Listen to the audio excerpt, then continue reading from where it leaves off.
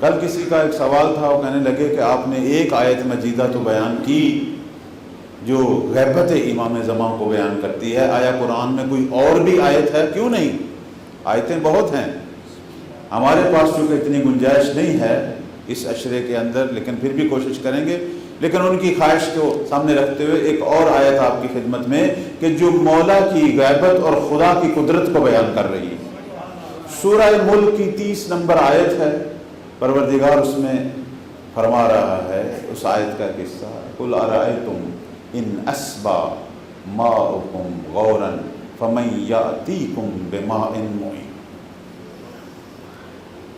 پروردگار کہہ رہا ہے کہ اے نبی ان کو کہو کہ تم کیا جانتے ہو، کیا تمہارا خیال ہے کہ تمہارا پانی جو زمین کی تہوں میں جا کے غائب ہو جاتا ہے، وہ کون سی ہستی ہے جو اس پانی کو تمہارے لیے ظاہر کرتی؟ اب ظاہراً ہمیں تو یہی محسوس ہو رہا ہے کہ بات پانی کی ہو رہی ہے، چونکہ پانی زمین کی تہوں میں چلا جاتا ہے، اور وہ ذات جو ہے وہ بالاخر انسان کو یہ طاقت دیتی ہے۔ بس اوقات انسان اتنے کنویں کھودتے ہیں، کوششیں کرتے ہیں پانی، لیکن وہ ذات جب ارادہ کرتی ہے تو یہ پانی زمین سے نکل آتا ہے۔ لیکن میرے اور آپ کے ساتھ میں امام مولا امام موسیٰ کاظم علیہ السلام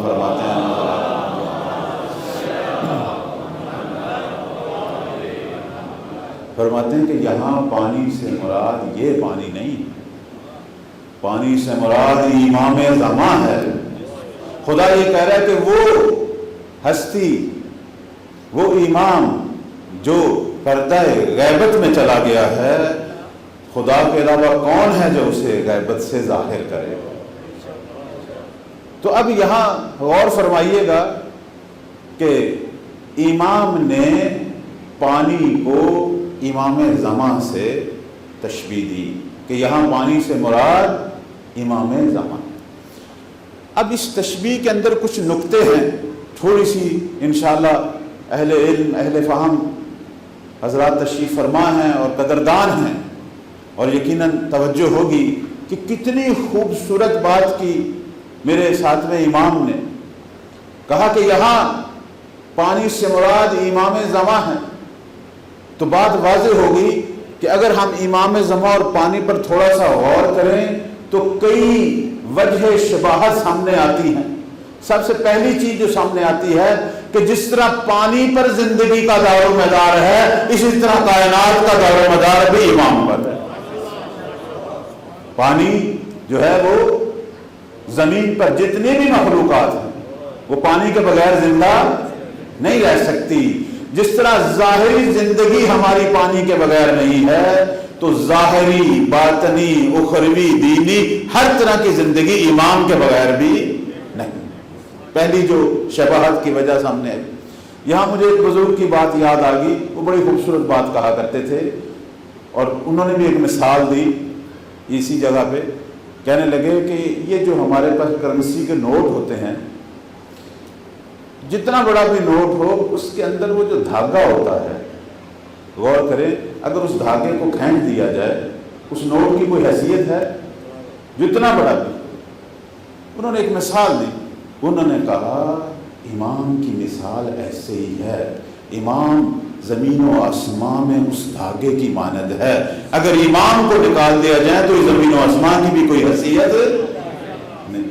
اور پھر انہوں نے کہا کہ اس بات پر قرآن کی آیت ہے، اور کہا یہ جو قرآن نے کہا ہے کہ وَاعْتَصِمُوا بِحَبْلِ اللَّهِ، کہ اللہ کی رسی کو مضبوطی سے تھام لو، وہ کون سی رسی ہے؟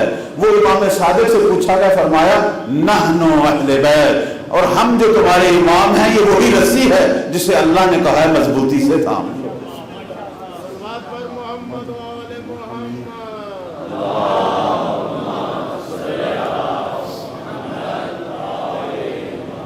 یہ امام ہے، یہ وہ رسی ہے جس کا ایک سرا پکڑیں گے تو پروردگار سے متصل ہوں گے، خدا تک جانے کی رسی۔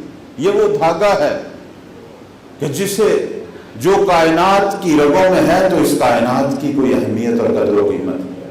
یہ وہی بات ہے جو ہمارے ائمہ فرماتے تھے کہ لولا الحجت لسخط الارض بأہلہا، حجت ہے تو زمین پر سب کچھ موجود ہے، نہیں تو پھر کچھ بھی نہیں۔ پہلی تشبیہ تو یہ ہے کہ جس طرح پانی پر حیات کا دار و مدار ہے، امام وہ ذات ہے جس پر ہماری دینی، دنیاوی، اخروی سب زندگیوں کا دار و مدار ہے۔ دوسری تشبیہ وہ یہ ہے، پانی پاک بھی ہے اور پاک کرتا بھی ہے۔ اب کیوں نہیں دودھ سے مثال دی، شہد سے مثال دی، اتنی اور چیزیں بھی ہیں، اتنے اور مایات بھی ہیں، نہیں، باقی جتنے بھی مایات ہیں ہو سکتا ہے وہ پاک ہوں لیکن پاک نہیں کر سکتے، آپ ان سے وضو نہیں کر سکتے، آپ ان سے عبادت جو ہے وہ انجام۔ پانی دنیا میں وہ واحد مایا ہے کہ جو خود بھی پاک کرتا ہے اور پاک بھی کرتا ہے، اور اس سے عبادتیں بھی ہو سکتی ہیں۔ تو معصومین جو ہیں اور ہمارے ائمہ یہ طاہر بھی ہیں اور مطہر بھی ہیں، یہ پاک بھی ہیں، معصوم بھی ہیں، اور اگر کوئی گناہگار ان کی طرف متوسل ہو جائے اس کو بھی گناہوں سے نکال کر پاکیوں کی راہ کی طرف لے آتے ہیں۔